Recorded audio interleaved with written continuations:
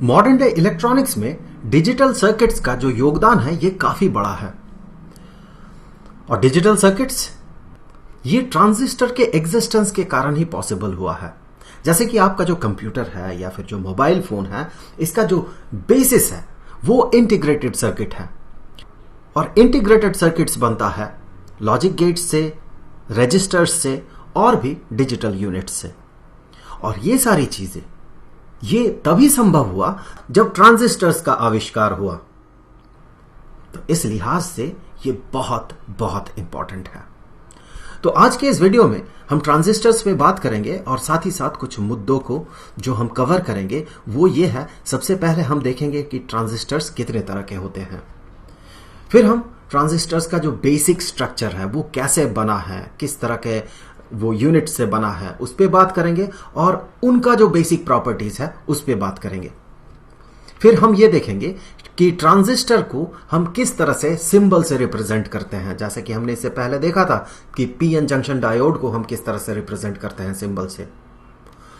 और उसके बाद हम ये देखेंगे जो बहुत इंपॉर्टेंट मुद्दा है कि ट्रांजिस्टर जो काम करता है, जो स्पेशल काम करता है, उसके पीछे का फिजिक्स क्या है, ये किस तरह से काम करता है। और ट्रांजिस्टर्स का जो वर्किंग प्रिंसिपल है, इसी के कारण ये इतना खास है। और अंततः हम जाके ये देखेंगे कि ये हम किस तरह से यूज करते हैं। मैं आपको बता दूं कि ये डिजिटल स्विच जैसा यूज किया जाता है और यही एम्पलीफायर के तौर पे भी यूज किया जाता है।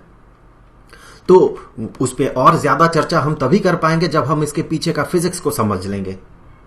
तो शुरू करते हैं। सबसे पहले ट्रांजिस्टर का जो टाइप है वो कितना है ये देख लेते हैं। तो ट्रांजिस्टर जो है, ट्रांजिस्टर ये बेसिकली दो तरह का होता है। पहला, इसे हम कहते हैं बाइपोलर जंक्शन ट्रांजिस्टर, सो बाइपोलर जंक्शन ट्रांजिस्टर। और दूसरा, इसे हम कहते हैं field effect transistor, field effect transistor. लेकिन आज का जो मुद्दा है, इस वीडियो का जो बेसिक्स है, ये रिवॉल्व करेगा सिर्फ इसी के अराउंड, बाइपोलर जंक्शन ट्रांजिस्टर। तो मुझे कहना चाहिए हम जो आज चर्चा करेंगे वो बाइपोलर जंक्शन ट्रांजिस्टर पे ही करेंगे। और ये जो फील्ड इफेक्ट ट्रांजिस्टर है, इस पे हम आगे के किसी वीडियो में चर्चा करेंगे। अब ये जो बीजेटी होता है, बाइपोलर जंक्शन ट्रांजिस्टर होता है, बेसिकली ये दो तरह का होता है। एक तो ये होता है एनपीएन, एनपीएन, और दूसरा होता है पीएनपी। ये क्या है? सबसे पहले तो जैसे कि हमने बात किया था जंक्शन डायोड पे, पीएन जंक्शन डायोड पे, वहां क्या होता था, एक पी टाइप सेमीकंडक्टर और एक एन टाइप सेमीकंडक्टर को मिला के बनाया जाता था पीएन जंक्शन डायोड। यहां पर तीन ऐसे यूनिट्स होते हैं। जैसे कि दो एन टाइप के बीच में अगर हम पी टाइप मटेरियल रखते हैं तो ये बन जाता है एनपीएन, और अगर दो पी टाइप के बीच में हम एक एन टाइप रखते हैं तो ये बन जाता है पीएनपी। अगर आप इसका जो बेसिक स्ट्रक्चर है इसे अगर आप देखें तो जैसे कि ये हो गया एक ट्रांजिस्टर, बाइपोलर जंक्शन ट्रांजिस्टर, जो कि एनपीएन ट्रांजिस्टर होगा। सो ये एक एन साइड और बीच में पी साइड। सो ये हो गया एन टाइप सेमीकंडक्टर, ये हो गया एन टाइप सेमीकंडक्टर, और ये हो गया पी टाइप सेमीकंडक्टर। सो ये जो बेसिक चीजें हैं, एन टाइप सेमीकंडक्टर हम किसे कहते हैं, पी टाइप किसे कहते हैं, इन सारे चीजों पे हमने इससे पहले काफी बात कर लिया है। सो इसके डिटेल्स में हम बात नहीं करेंगे इस वीडियो में। और अगर आप पीएनपी बाइपोलर जंक्शन ट्रांजिस्टर को देखें तो ये कुछ ऐसा बनता है, एग्जैक्टली जैसे ये बना है वैसे ही बनेगा। पी के जगह एन और एन के जगह पी होगा। सो ये हो गया बीच में एक लेयर जो कि पतला सा लेयर होता है, यहां पर ये एन रहेगा बीच में, और दोनों साइड में पी टाइप मटेरियल्स आएंगे। जो मैकेनिज्म है काम करने का ट्रांजिस्टर का, वो इसमें और इसमें सेम है। लेकिन डिफरेंस यही है, जहां पर आप होल्स को मानेंगे वहां पर आपको इस केस में मानना पड़ेगा फ्री इलेक्ट्रॉन्स, और जहां फ्री इलेक्ट्रॉन्स है वहां पर होल्स। आप इंटरचेंजेबली इसे समझ सकते हैं। लेकिन समझना थोड़ा ज्यादा आसान होता है जब हम एनपीएन पे बात करते हैं। तो इसीलिए आप देखेंगे लगभग हर जगह पे आप जब ट्रांजिस्टर्स पढ़ेंगे, बाइपोलर जंक्शन ट्रांजिस्टर्स, तो एनपीएन को बेस बनाते हुए इसे हम समझते हैं। और उसी से आगे चल के सेम मैकेनिज्म होता है, हम पीएनपी को समझ लेते हैं। सो फिलहाल हमारा कंसंट्रेशन यहां पर रहेगा एनपीएन जंक्शन ट्रांजिस्टर पे। तो अभी इसका जो बेसिक स्ट्रक्चर है वो तो हमने देख लिया। अब इस स्ट्रक्चर में 3 साइड्स होते हैं, इन तीनों का प्रॉपर्टीज हम देख लेंगे। सो 3 साइड्स क्यों? यहां पर देखिए, एक साइड, ये दूसरा साइड, और बीच में ये सैंडविच लेयर। एक होता है एमिटर, दूसरा होता है कलेक्टर, और ये जो बीच में ये रहता है इसे हम कहते हैं बेस। सो एक होता है कलेक्टर, एक होता है एमिटर, और बीच में होता है बेस। सो यहां पर मैं अगर लिख दूं तो बेहतर होगा। E स्टैंड्स फॉर एमिटर, और ये जो C स्टैंड्स फॉर कलेक्टर, और यहां पर ये जो B है, ये B स्टैंड्स फॉर बेस। अब क्या करना है, इनका जो बेसिक प्रॉपर्टीज है वो समझना है कि ये जो एमिटर है, ये जो बेस है, और ये जो कलेक्टर है, यहां डिफरेंस कहां पर है। तो इनमें जो डिफरेंस है वो इनके थिकनेस और इनका जो डोपिंग लेवल है, इस पे है इनका डिफरेंस। तो पहला पॉइंट होगा थिकनेस सबका अलग अलग होगा, और डोपिंग लेवल, ये डोपिंग लेवल भी सबका अलग अलग होगा। ऐसा अगर नहीं होता तो फिर ट्रांजिस्टर जैसे काम करता है वैसा काम नहीं करता। तो अगर आप देखें यहां पर थिकनेस और डोपिंग लेवल पे हम बात करेंगे इन तीनों के। सबसे पहले आता है ये जो एमिटर है, ये एमिटर, इसका जो थिकनेस होता है ये मीडियम थिकनेस होता है, और ये जो बेस होता है, ये बेस का प्रॉपर्टीज हम यहां पर लिखेंगे, ये बहुत बहुत पतला होता है। ये कुछ माइक्रोमीटर का होता है, बहुत पतला होता है। ये जो पूरा का पूरा आप देख रहे हैं, ये बीजेटी जो है, ये खुद बहुत छोटा होता है, ये बहुत छोटा यूनिट होता है। इसीलिए तो बहुत बहुत सारे बिलियंस ऑफ ट्रांजिस्टर्स को मिला के हम एक इंटीग्रेटेड सर्किट बना लेते हैं, और इंटीग्रेटेड सर्किट भी बहुत बहुत छोटा होता है। तो आप समझ सकते हैं कि बीजेटी ये खुद कितना पतला है, ये कुछ 100 माइक्रॉन्स का होता है, और ये जो बेस होता है ये तो कुछ ही माइक्रॉन्स का होता है। सो रिलेटिवली ये बहुत पतला होता है। और ये जो एमिटर है ये थोड़ा वाइड होता है, ये वाइड होता है, चौड़ा होता है, और ये कलेक्टर ये एमिटर के रेस्पेक्ट में थोड़ा ज्यादा चौड़ा होता है। सो ये वाइडर है। अब अगर आप डोपिंग लेवल को देखें तो ये बहुत ही कम डोप्ड होता है। Base is lightly doped, so lightly doped. अगर एमिटर को देखें तो ये बहुत बहुत ज्यादा डोप्ड होता है, सो हाईली डोप्ड। इसका डोपिंग लेवल बहुत ज्यादा होता है। और ये जो कलेक्टर है ये मॉडरेटली डोप्ड होता है, बीच में होता है इसका डोपिंग, सो मॉडरेटली डोप्ड।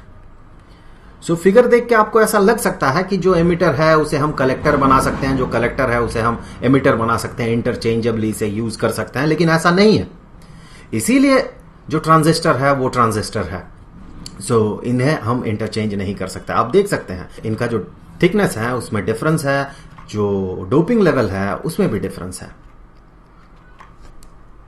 हम आगे चल के ये देखेंगे कि ये जो बेस है ये इतना पतला है और लाइटली डोप्ड है, इसके पीछे का जो फिजिक्स है वो क्या है, ऐसा हम क्यों करते हैं।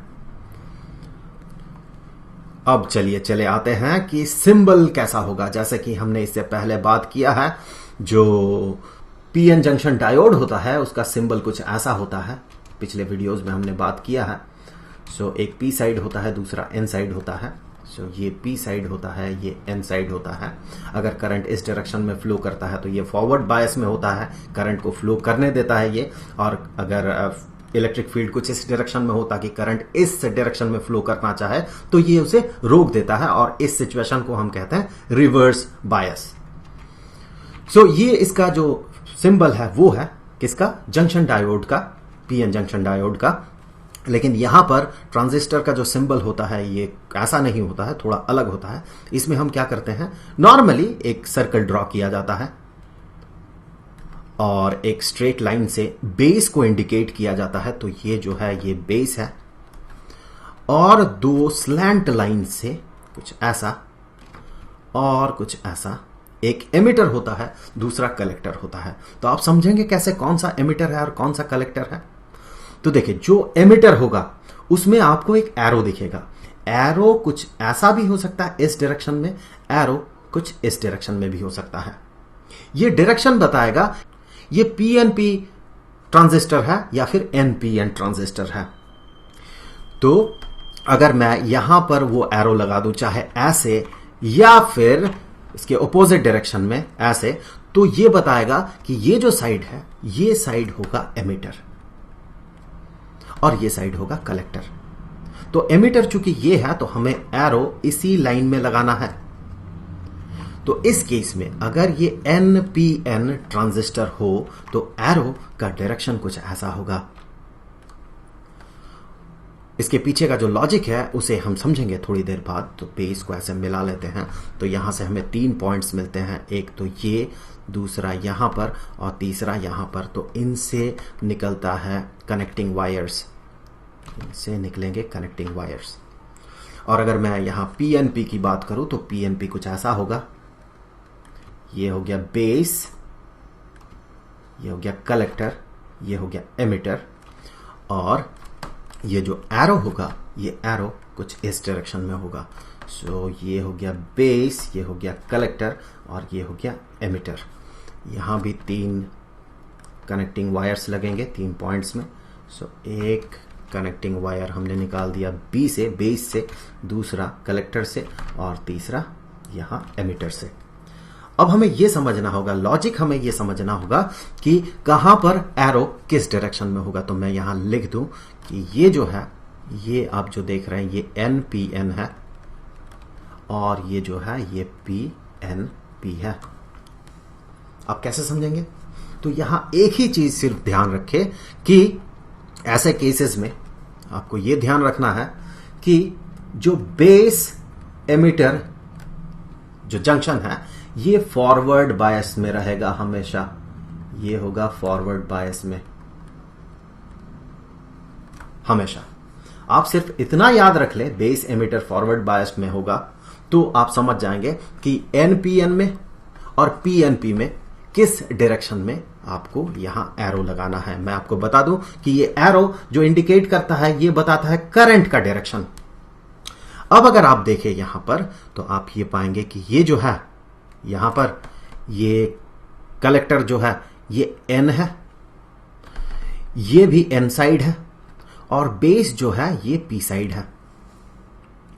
और यहां पर चूंकि ये पीएनपी है तो कलेक्टर पी होगा, बेस एन होगा और एमिटर भी पी साइड होगा। हमें पता है कि फॉरवर्ड बायस कब होता है, जब करंट का फ्लो करने का डायरेक्शन होता है पी से एन की तरफ। सो ये होता है फॉरवर्ड बायस। और रिवर्स बायस कब होता है, जब करंट का टेंडेंसी होता है, वैसे करंट फ्लो तो नहीं करता है, करंट का जो टेंडेंसी होता है, इलेक्ट्रिक फील्ड का जो डायरेक्शन होता है वो इस डायरेक्शन में होता है। सो इस केस में हम इसे रिवर्स बायस कहते हैं। सो ये रिवर्स बायस में है। सो फॉरवर्ड बायस के लिए करंट को जो फ्लो करना है पी साइड से एन साइड की तरफ करना है। यहां पर देखिए ये पी साइड है, यहां पर देखिए ये एन साइड है। सो करंट का फ्लो किस डायरेक्शन में हो रहा है, पी से एन, मतलब फॉरवर्ड बायस में होगा। कौन? बेस और एमिटर, ये जो जंक्शन है बेस एमिटर वाला जंक्शन। सो बेस और एमिटर के बीच का करंट का फ्लो जो होगा वो कुछ ऐसा होगा ताकि पी और एन ये फॉरवर्ड बायस में रहे। यहां पर देखिए ये पी साइड है, ये एन साइड है। सो करंट का फ्लो बेस और एमिटर के बीच, बेस और कलेक्टर नहीं, बेस और एमिटर के बीच, बेस और एमिटर के बीच करंट का फ्लो ऐसा होगा ताकि ये जो पीएन जंक्शन डायोड है ये फॉरवर्ड बायस में रहे। मतलब करंट को फ्लो करना है पी साइड से लेके एन साइड की तरफ, इसीलिए एरो का जो डायरेक्शन है वो ऐसा है। तो आप समझ गए होंगे कि किस तरह से हमें एरो को ड्रॉ करना है और पीएनपी जो ट्रांजिस्टर है या एनपीएन ट्रांजिस्टर है उसे हम सिंबल में कैसे रिप्रेजेंट करें। अब जो सबसे इंपॉर्टेंट मुद्दा है वो ये है कि इसके पीछे का फिजिक्स क्या है, ये ऐसा काम क्यों करता है। तो एक बार देख लेते हैं ये काम क्या करता है।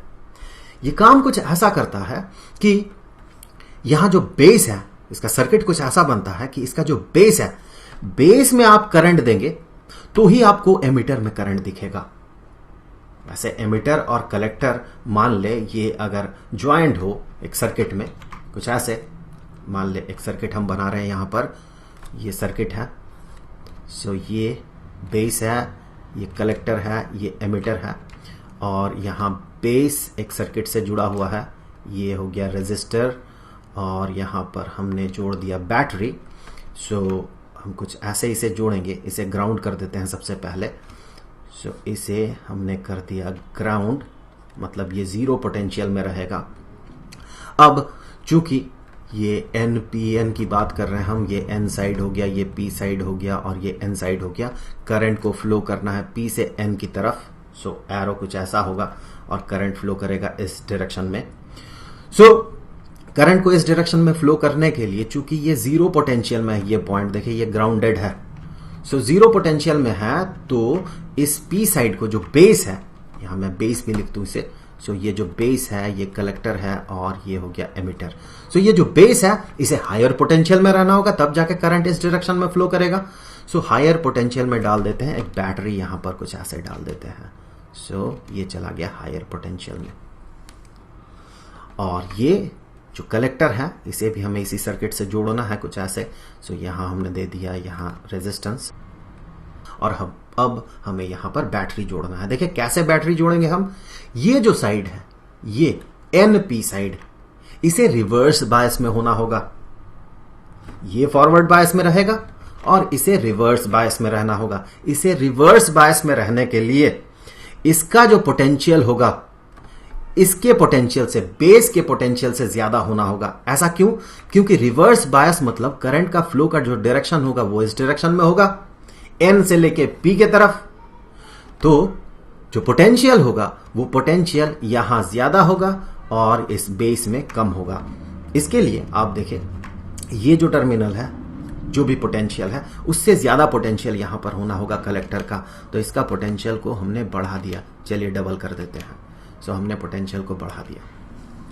सो अब अगर आप इस सर्किट में देखेंगे तो करंट का फ्लो होने का जो टेंडेंसी है, यहां पर ये करंट इस डायरेक्शन में फ्लो करेगा, यहां इस डायरेक्शन में फ्लो करेगा, कुछ ऐसे फ्लो करेगा, और यहां पर करंट जो है आप अगर इस साइड में देखेंगे तो करंट फ्लो करेगा इस डायरेक्शन में और ये इस डायरेक्शन में। सो जो बेसिक मुद्दा है वो ये है कि अगर आप इस करंट को बंद कर देते हैं किसी तरह से, यहां स्विच लगा दे, आप यहां पर आप लगा दे स्विच, तो यहां पर मैं अभी लगाऊंगा एक स्विच, तो यहां पर मान ले स्विच हमने लगा दिया और सर्किट को हमने कर दिया ओपन। सर्किट को हमने कर दिया ओपन, अभी ये क्लोज्ड सर्किट नहीं है, यहां खुला हुआ है देखें, तो करंट का फ्लो यहां बंद हो जाएगा। इलेक्ट्रिक फील्ड जो बेस में बनने वाला था वो बंद हो गया। जैसे ही ऐसा होगा तो ये सारे करंट्स बंद हो जाएंगे। तो हम कह सकते हैं कि ट्रांजिस्टर जो है ये डिजिटल स्विच का काम करता है। एक टर्मिनल में जो कि बेस है वहां पर अगर आप यहां करंट को रोक देते हैं या फिर एक सर्टेन पोटेंशियल से नीचे चला जाता है इसका वोल्टेज, बेस का वोल्टेज, बेस में प्रोवाइडेड जो इलेक्ट्रिक फील्ड है वो एक सर्टेन लेवल से नीचे चला जाता है, तो फिर यहां इस सर्किट में करंट जो है ये करंट बंद हो जाता है। तो ये स्विच का काम करने लगा। आप इसे कंट्रोल कीजिए, इस सर्किट में जो करंट है वो कंट्रोल्ड हो जाएगा। सो ये स्विच हो गया। ऐसा ही तो होता है। हमारा स्विच क्या होता है, हमारे घर में जो स्विच हम यूज करते हैं, जो मैकेनिकल स्विच हम यूज करते हैं, पोटेंशियल डिफरेंस जो है वो तो एग्जिस्ट करता है। हम क्या करते हैं, हम सिर्फ उस सर्किट को काट देते हैं, करंट का फ्लो को बंद कर देते हैं। बिल्कुल यहां भी वैसे ही होता है। आप मैकेनिकल स्विच सोचे, स्विच दबाएंगे तो ही करंट फ्लो होगा, दैट मीन ये आप उसे कंट्रोल कर पा रहे हैं। उसी तरह से यहां पर डिजिटली, यहां कोई ऐसा फिजिकल ऑब्जेक्ट नहीं होता है जिससे कि आप करंट का फ्लो को कंट्रोल करें, बल्कि इस सर्किट में जो करंट है उसे कंट्रोल करते हुए, या फिर इस सर्किट में जो वोल्टेज है उसे कंट्रोल करते हुए हम इस सर्किट का जो करंट है उसे कंट्रोल करते हैं। तो ये इस तरह से स्विच का काम करता है। आगे और डिटेल्स में आपको समझ में आएगा कि ऐसा क्यों होता है। सो इस क्यों को समझने के लिए चलिए हम ड्रॉ कर लेते हैं फिर से NPN ट्रांजिस्टर। तो ये बड़ा सा ड्रॉ कर लेते हैं NPN ट्रांजिस्टर, कुछ ऐसा। सो एक साइड होगा एमिटर, तो चलिए ये हो गया एमिटर, और ये बेस बहुत बहुत पतला, तो मैं इसे थोड़ा वाइड ड्रॉ कर रहा हूं ताकि दिखे। ये है एमिटर ये है कलेक्टर और ये है बेस। अगर आप डोपिंग लेवल को देखें तो ये बहुत हाईली डोप्ड होता है। ये चूंकि एन साइड है तो इसमें बहुत बहुत सारे फ्री इलेक्ट्रॉन्स होंगे, बहुत बहुत सारे। उसी तरह से कलेक्टर में भी बहुत सारे फ्री इलेक्ट्रॉन्स होंगे, लेकिन इतना ज्यादा नहीं होगा। डोपिंग लेवल सबसे ज्यादा होता है एमिटर का, और यहां भी होगा लेकिन कम, थोड़ा इसका डेंसिटी जो है वो कम होगा। और यहां पर बेस में फ्री इलेक्ट्रॉन्स तो नहीं होंगे, बल्कि बेस में क्या होगा, बेस में होगा होल्स, और बहुत बहुत कम होल्स होंगे यहां पर। अगर इसका डोपिंग लेवल हम बढ़ा देते हैं, ज्यादा होल्स यहां पर इंट्रोड्यूस करते हैं, तो ट्रांजिस्टर अपना काम ही नहीं करेगा। जैसे यहां पर ये स्विच का काम कर रहा है, ये कर नहीं पाएगा। तो इसका डोपिंग लेवल कम है, और अब हमें सर्किट बनाना है, सर्किट जोड़ना है। तो सर्किट कुछ हम ऐसे जोड़ेंगे कि यहां से निकलेगा, यहां से हमने निकाल दिया एक वायर एमिटर से, और इसे हमने जोड़ दिया बैटरी के साथ। सो कुछ ऐसा जोड़ दिया बैटरी हमने कि ये नेगेटिव टर्मिनल है बैटरी का, ये पॉजिटिव टर्मिनल है। सो ये हमने जोड़ दिया इसके साथ बैटरी, और ये वापस जुड़ गया। देखिए, तरह तरह के सर्किट पॉसिबल है, हम सिर्फ एक तरह के सर्किट पे बात कर रहे हैं, हमें सिर्फ इसका बेसिक समझना है। सो ये सर्किट जुड़ गया। अभी आप अगर देखेंगे तो दो जगह पे आपको दिखेगा, यहां पर एक और यहां पर एक, आपको दिखेगा डिप्लीशन लेयर। हमने इस पे काफी बात कर लिया है इससे पहले। तो यहां आपको दो जगह पे डिप्लीशन लेयर दिखेगा, और ये जो बैटरी है ये कोशिश तो कर रहा है इस डायरेक्शन में करंट को फ्लो करवाने का। दैट मीन ये कोशिश करेगा कि ये जो इलेक्ट्रॉन्स है, फ्री इलेक्ट्रॉन्स है, वो इस डायरेक्शन में आ जाए, यहां एंटर कर जाए, और यहां से इलेक्ट्रॉन्स इस डायरेक्शन में चला जाए। और हमें पता है कि अगर एन साइड को, यहां पर ये एन साइड है और ये पी साइड है और ये एन साइड है, हमें पता है कि एन साइड को अगर नेगेटिव टर्मिनल से जोड़ते हैं तो वो फॉरवर्ड बायस में रहता है। तो ये जो सेक्शन है, ये वाला सेक्शन जो है, ये फॉरवर्ड बायस में है। लेकिन दूसरे तरफ आप अगर देखें इस सेक्शन को, तो ये रिवर्स बायस में है, क्योंकि एन साइड जो है, ये वाला एन साइड जो है, ये पॉजिटिव टर्मिनल के साथ जुड़ा हुआ है। इलेक्ट्रिक फील्ड इस डायरेक्शन में बन रहा है, और यहां इस केस में इलेक्ट्रिक फील्ड इस डायरेक्शन में बन रहा है, पॉजिटिव साइड से नेगेटिव साइड की तरफ। तो ये फॉरवर्ड बायस में है और ये रिवर्स बायस में है। दैट मीन करंट फ्लो नहीं करेगा। करंट फ्लो रिवर्स बायस में नहीं करता है, तो यहां भी नहीं करेगा। चाहे आप बैटरी को किसी भी तरह से जोड़ लें, उल्टा जोड़ लें, तब भी करंट का फ्लो नहीं होगा, क्योंकि एक ना एक साइड वो रिवर्स बायस में रहेगा ही। तो इस तरह के केसेस में करंट का फ्लो होना पॉसिबल ही नहीं है। तो क्या किया जाए, अब यहां से हमें जो करना है वो ये है कि एक और बैटरी जोड़ देना है। सो यहां से हमने इसे कुछ ऐसे जोड़ दिया, यहां से हमने जोड़ दिया, यहां पर एक पॉजिटिव टर्मिनल, छोटा वोल्टेज का बैटरी हमने जोड़ दिया यहां पर, और इसका ईएमएफ कम होगा पिछले वाले से, और ये जाके जुड़ेगा यहां पर। अब देखिए, इस बैटरी के कारण एक इलेक्ट्रिक फील्ड बनेगा कुछ ऐसे इस डायरेक्शन में, पॉजिटिव टर्मिनल से नेगेटिव टर्मिनल की तरफ इस डायरेक्शन में। और इसके कारण होगा क्या, हमें पता है कि इलेक्ट्रॉन जो है, जो इलेक्ट्रिक फील्ड बनता है, उसके ऑपोजिट डायरेक्शन में फ्लो करेगा। सो इलेक्ट्रॉन्स का जो टेंडेंसी होगा फ्लो करने का, वो इस डायरेक्शन में होगा। सो बहुत बहुत सारे इलेक्ट्रॉन्स यहां से इस डायरेक्शन में आ जाएंगे। इससे होगा क्या, कुछ इलेक्ट्रॉन्स तो फ्लो करके यहां चले जाएंगे, लेकिन यहां बहुत बहुत सारे इलेक्ट्रॉन्स चूंकि यहां आ जाएंगे और उनके पास कुछ काइनेटिक एनर्जी होगा। ऐसा तो नहीं है कि ये बहुत धीरे धीरे इस बेस में पहुंचेगा। इसे जब फील्ड मिलेगा तो इसके पास काइनेटिक एनर्जी होगा, और काफी काइनेटिक एनर्जी होने के कारण, और यहां पर इसका डोपिंग लेवल चूंकि कम है, बहुत कम होल्स एग्जिस्ट कर रहा है, इसके कारण बहुत बहुत सारे इलेक्ट्रॉन्स अपने काइनेटिक एनर्जी के कारण इस साइड से, मैं इसका थोड़ा कलर बदल लेता हूं, सो इस साइड से बहुत बहुत सारे इलेक्ट्रॉन्स जो है ये ट्रैवल करके इस साइड में आ जाएंगे। ये अपना जो पोटेंशियल बैरियर है यहां का, इस पोटेंशियल बैरियर को तोड़ देगा। क्यों? क्योंकि इसके पास काइनेटिक एनर्जी रहेगा। और वो आया क्यों, वो एग्जिस्ट क्यों किया, ये जो फील्ड सेटअप हुआ ये क्यों हुआ, क्योंकि हमने इसे इंट्रोड्यूस किया। सिर्फ इस बैटरी के कारण जो फील्ड बन रहा था वो तो यहां रेजिस्टेड हो जा रहा था, लेकिन यहां पर यह केस नहीं है। यहां पर इसने एक अलग ही डायरेक्शन में इलेक्ट्रिक फील्ड बना लिया, लेकिन इसके अपने काइनेटिक एनर्जी के कारण जो स्लो इलेक्ट्रॉन्स होंगे वो तो इधर चले जाएंगे, इस सर्किट में फ्लो करने लगेगा। इलेक्ट्रॉन्स का फ्लो की बात कर रहे हैं हम, इसीलिए एरो का डायरेक्शन देखे, ये करंट के डायरेक्शन के साथ मैच नहीं कर रहा। सो इस डायरेक्शन में फ्लो करने लगेगा, लेकिन बहुत बहुत सारे इलेक्ट्रॉन्स ये यहां बैरियर को तोड़ते हुए आगे पहुंच जाएगा। अब आप पूछेंगे ऐसा कैसे हो सकता है? आप एक सिंपल सा एग्जांपल कंसीडर करें। मान ले आप यहां पर खड़े हैं और आपके हाथ में एक बॉल है, आप एक बॉल पकड़े हुए हैं। आप अगर इस बॉल को छोड़ दे तो क्या होगा? ये सीधा यहां से यहां बॉल ये नीचे गिर जाएगा। मतलब ग्रेविटेशनल फील्ड जो है वो किस डायरेक्शन में है? तो आप इससे समझ सकते हैं इस पॉइंट से ग्रेविटेशनल फील्ड जो है ये नीचे की तरफ है, इसीलिए कोई बॉल यहां से सीधा यहां नीचे गिर जा रहा इस ग्रेविटेशनल फील्ड को फॉलो करते हुए। उसी तरह से अगर आप यहां से बॉल को छोड़ते तो वो नीचे गिर जाता, तो यहां भी ग्रेविटेशनल फील्ड जो है ये नीचे की तरफ है। ये कॉमन सेंस है, हमें पता है ऐसा है ग्रेविटेशनल फील्ड। लेकिन अगर इसी बॉल को आप काइनेटिक एनर्जी दे देते हैं और आप इस डायरेक्शन में फेंकते हैं, तो क्या आपने इसे बॉल को फेंका, क्या बॉल सीधा नीचे गिर जाएगा? ऐसा तो नहीं है, इसके पास अपना भी मोमेंटम है, तो इसके कारण इसका जो पाथ होगा यह पैराबोलिक होगा।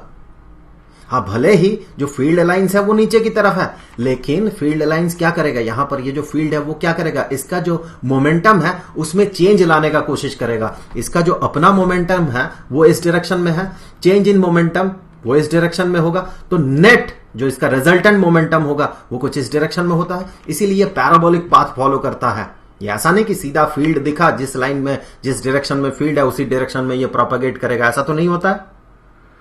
यहां भी वही होगा, फील्ड भले ही यहां इस डायरेक्शन में बना हो, लेकिन चूंकि इलेक्ट्रॉन्स के पास काफी काइनेटिक एनर्जी है तो ये सीधा उस लाइन को फॉलो नहीं करेगा, बल्कि यहां से आप कह सकते हैं कुछ पाथ इसका ऐसा भी होगा जिसके पास ज्यादा काइनेटिक एनर्जी होगा। वो पहुंच गया ना इस रीजन में, और जैसे ही वो इस रीजन में पहुंच जाएगा, ये चार्ज कैरियर्स जो पोटेंशियल बैरियर को तोड़ते हुए उस डायरेक्शन में चला जाएगा, वो अट्रैक्टेड हो जाएगा इस पॉजिटिव टर्मिनल पे और ये फ्लो करके यहां पर आ जाएगा। दैट मीन करंट का फ्लो इसके अपोजिट डायरेक्शन में होगा। सो करंट का फ्लो शुरू हो जाएगा। ऐसा क्यों हुआ? क्योंकि हमने इसे इंट्रोड्यूस किया। आपको ऐसा लग सकता था कि ये जो इलेक्ट्रॉन्स है ये फिर अट्रैक्टेड क्यों नहीं हो गए?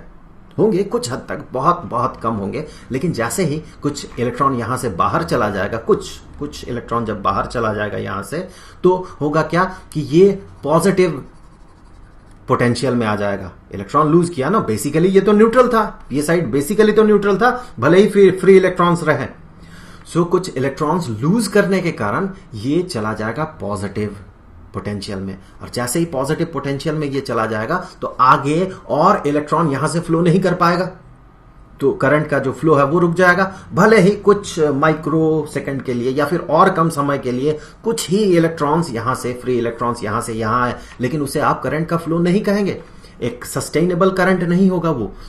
अब जो ये एक्स्ट्रा इलेक्ट्रॉन्स यहां पर आ गया, अब ये जो रीजन है ये नेगेटिवली चार्ज हो गया, नेगेटिव पोटेंशियल में चला गया ये, तो ये तुरंत ये जो पॉजिटिव टर्मिनल है अपना इफेक्ट दिखाएगा और इन इलेक्ट्रॉन्स को ये खींच लेगा अपने तरफ, तो करंट का फ्लो शुरू हो गया इस डायरेक्शन में।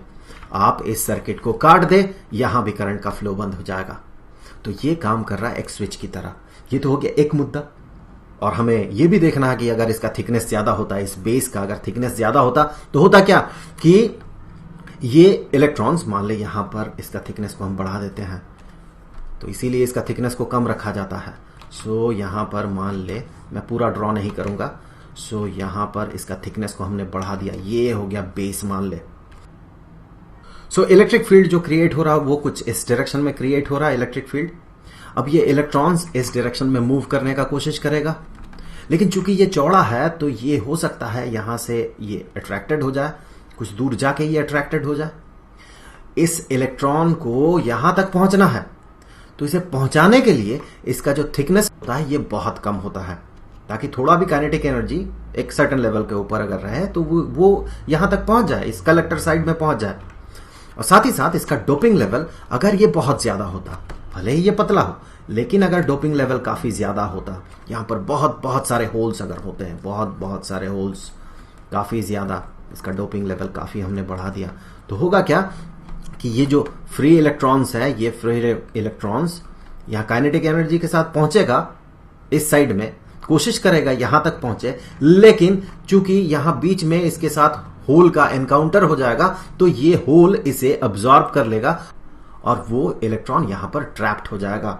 सो ये इलेक्ट्रॉन्स जो है वहां तक पहुंच ही नहीं पाएगा, यहां इन सारे होल्स में ये ट्रैप्ड हो जाएंगे, क्योंकि हमें पता है होल्स मतलब वहां जो बॉन्डिंग बना उसके कारण टोटल जो वैलेंस शेल है वहां पर 7 इलेक्ट्रॉन्स है।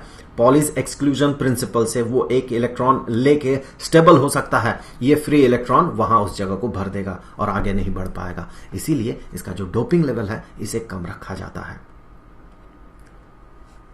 अब जैसे कि हमने बात किया था इसके यूजेस पे, एक तो स्विच, आपने देख लिया स्विच का काम ये कैसे करेगा, और दूसरा ये करता है काम वो है एम्पलीफायर का। कैसे?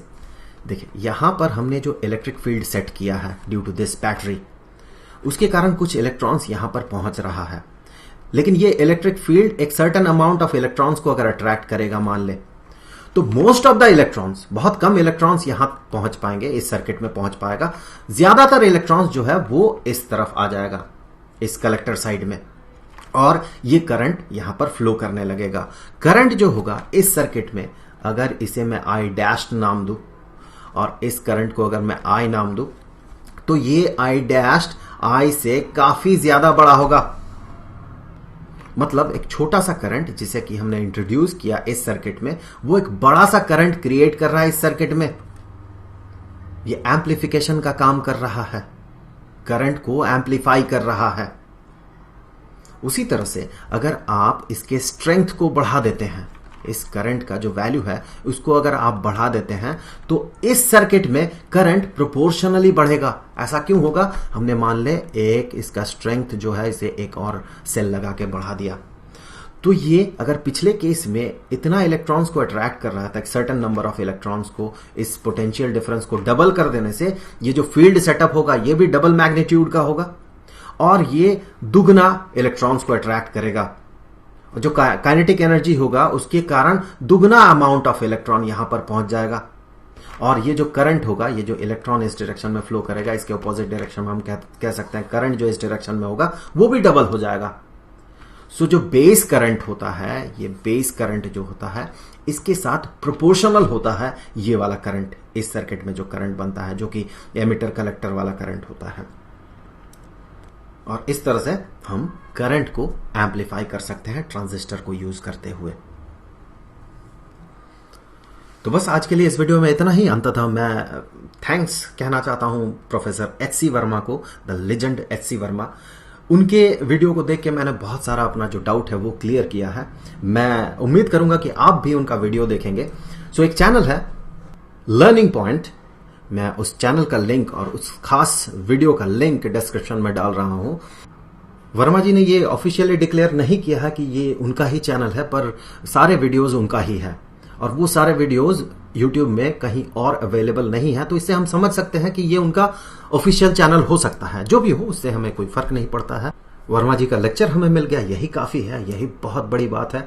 आप अगर उस वीडियो को देखेंगे तो और भी बहुत सारी चीजें जो कि मैं बता नहीं पाया, जो उन्होंने बहुत बेहतरीन तरीके से एक्सप्लेन किया है, वो आप देख पाएंगे, उसका मजा ले पाएंगे। तो इसी के साथ ही इस वीडियो को खत्म किया जाए। आगे के वीडियोस में हम और भी तरह तरह के मुद्दों पे बात करेंगे, बेसिकली ट्रांजिस्टर पे ही, और भी बहुत सारे टॉपिक्स हैं जिस पे हम बात करेंगे। तो अगले वीडियो तक के लिए खुश रहें, गुड बाय।